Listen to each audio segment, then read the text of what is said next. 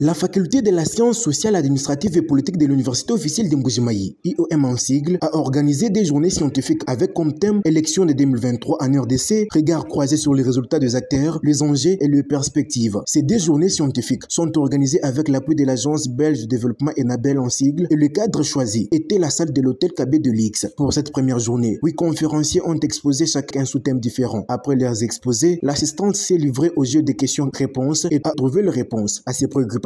Par ailleurs, le doyen de la faculté des sciences sociales, administratives et politiques, le professeur Lazare Chipinda, a donné les objectifs poursuivis par le deux journées scientifiques. Les objectifs, les journées ont un rapport avec les élections. Et donc, vous savez tout ce qui a été dit après les élections, de bon tout comme de mauvais. Il y a eu des faiblesses, il y a eu des forces également, il y a eu des atouts et des défis qu'il faudrait relever. Et cet ensemble nous a permis donc de systématiser ces sujets et d'en faire un thème central avec des sous-thèmes. Ensemble, nous sommes venus faire des états de lieu des élections de décembre 2023, faire des propositions en termes de défis et des faiblesses à analyser et des apports à donner à qui de droit pour que nous savons que nous attendons des améliorations prochaines dans les systèmes électoraux. Et les débats comme celui-ci permet justement de pouvoir avancer avec ce que nous avons et améliorer les systèmes de la démocratie dans notre pays. Oui, qui ont été invités, mais qui n'ont pas été présents. La salle les attend. Et je demande également à vous de la presse de relayer la chose de sorte qu'elle soit entendue grâce à la médiatisation que vous allez faire. Les participants à cette première journée n'ont pas caché leur sentiment de satisfaction. Je crois que je suis très édifié.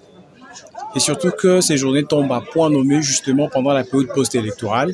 Ce sont des journées qui nous ont permis justement de pouvoir passer au peigne fin quelle a été ou bien quelles ont été, bien sûr, quelle a été, je dirais, les faiblesses de notre système électoral, mais aussi de savoir comment on peut arriver à les améliorer.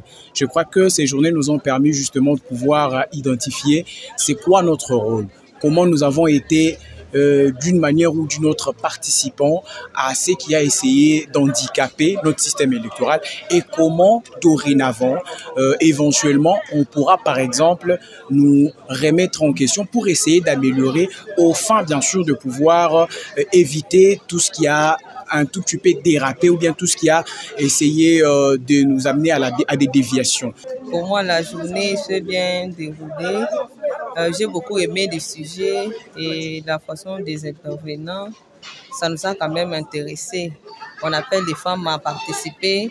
Et une inquiétude que j'ai, c'est que les étudiantes de la faculté ne sont pas venues nombreuses. Je ne sais pas se dire à quoi. Vraiment, je suis totalement content et je suis satisfait pour cette première journée. Pourquoi? Parce que les intervenants nous ont vraiment donné des connaissances que nous voulons. Et aussi, surtout, il y avait des petits soucis concernant les élections qui se sont passées au mois de décembre de l'année passée. Et il y a eu quand même certaines précisions apportées par les différents professeurs dans la matière. Et j'espère que la journée de demain, ça sera aussi fantastique. Et je profite pour cette occasion d'appeler, d'inviter les autres collègues de venir aussi massivement demain participer dans cette merveilleuse conférence qui nous apporte vraiment un plus concernant notre bagage académique. Rappelons que la dernière journée scientifique se tiendra encore ce samedi 29 juin dans la salle de l'hôtel KB de l'X.